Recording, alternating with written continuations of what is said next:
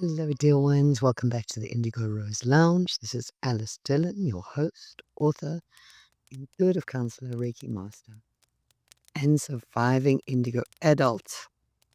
I always say is my proudest achievement. I made it to here, and you all did too. So let's give yourselves a pat on the back. No, I mean it really. Cross your right hand over the shoulder and pat yourself. And then while you're like that, wrap your other arm around and give yourself a hug from me. A hug from all of us.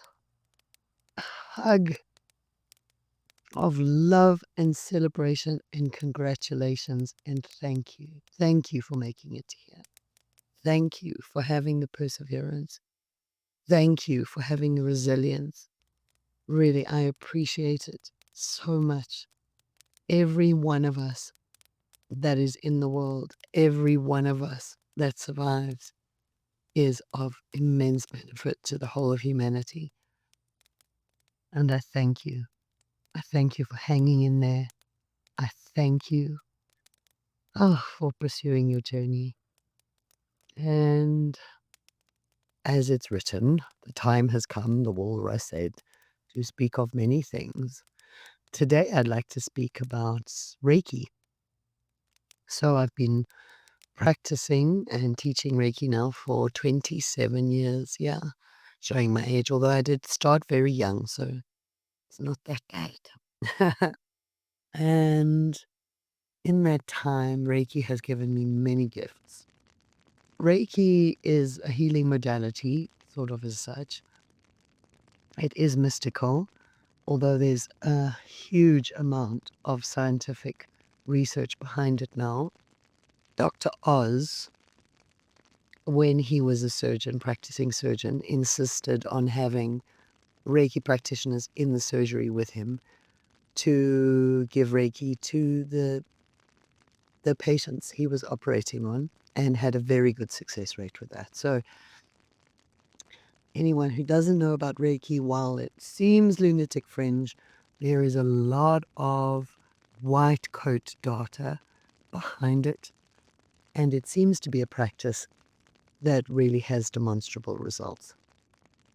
So on the more mystical side, Reiki just is incredible. Reiki leads us to places that are beautiful.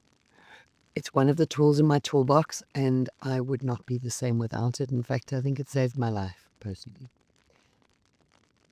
But Reiki is, in the most rational sense, also a meditation modality. So, whereas people can sit in TM classes for months, finally get it, they have a breakthrough, and they reach theta, Reiki is something that once you've been through a Reiki first degree class, I'm going to show a bit of my intellectual prejudice here in saying a traditional Usui Shikiroyo Reiki class. And the only reason I'm going to be specific is because that's what I know works, and it works eternally. It works definitely. I don't know about the other Reiki branches. I don't know if they work in perpetuity. My experience of them has not been as profound as the traditional Usui lineage. So I'm not going to get into ego with it either. I'm just saying my experience is that the traditional path that honors time, that isn't fast food. You can't do mastery in one weekend. So in the traditional sense, you do first degree minimum 3 months later, and that's only if your sensei agrees. You can do second degree, and then 5 years later, you can perhaps look at mastery. So Reiki is pervasive. It works on you and through you, and it heals whatever needs to be healed. And that's my experience of it. What is also possible with Reiki is to step outside of space and time. So there are tools within the practice of Reiki that allow you to send healing to people in other places, you can also send Reiki to people in other times. I know that sounds crazy, right? But it is my experience that this happens. Yeah.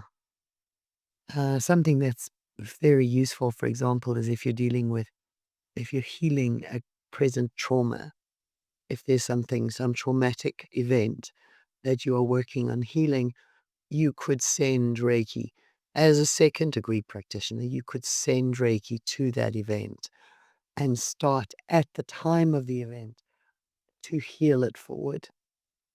Brain bending stuff, really kind of outside of our everyday here and now reality. But as a very practically minded person who was never very into the woo woo, I can tell you that there is an immense benefit in the practice of Reiki.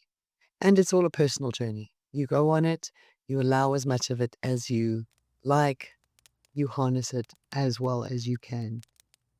Scientifically, what it does is Reiki, receiving a Reiki treatment from someone else, puts person into a theta state, which is the same state the white coats tell us is where our body heals, rectifies, and recovers. So on the most fundamental levels, when you receive Reiki, it is detectable by machinery that you go into a theta state. And that theta state then allows your body to rectify and heal and rebalance.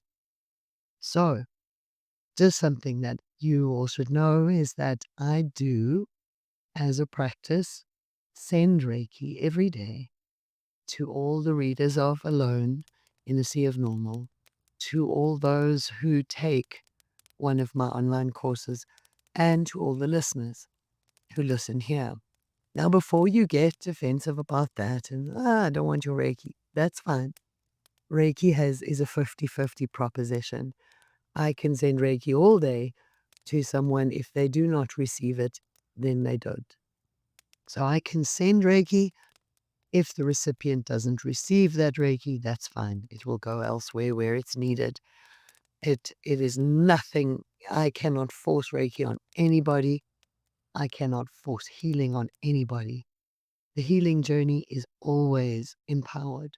You always decide to be well. You all decide to be better. Nobody can force that on you, which is why, oh, you know, petroleum extracts really don't create any form of lasting healing. Okay, so I do send Reiki every day. And if you're following along with this podcast, the Love and Dance Between Love and Fear podcast, then you will have access to receiving Reiki daily. It will only be received by you at a time that is good to receive it. So not while you're driving your car or operating heavy machinery. There's not going to come at you right now either, because you might be in your car. It is only going to be available to you whenever is the best time to receive it.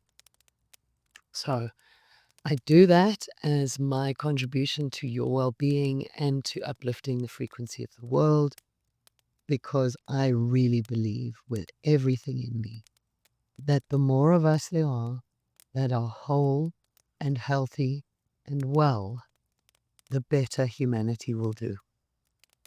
We're heading for some rough stuff, people, and the sixth sense really need to be whole, healed, and as together as possible.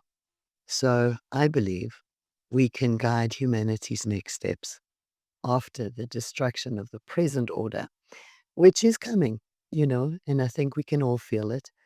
But I don't think it needs to be an inspiration for fear. If anything, it should invoke love in us. So find a picture in yourself of the world you hope will emerge from the dust. And love that picture. Love the world that you will help to bring into existence. Because then we choose love. And whenever we choose love, everything gets better.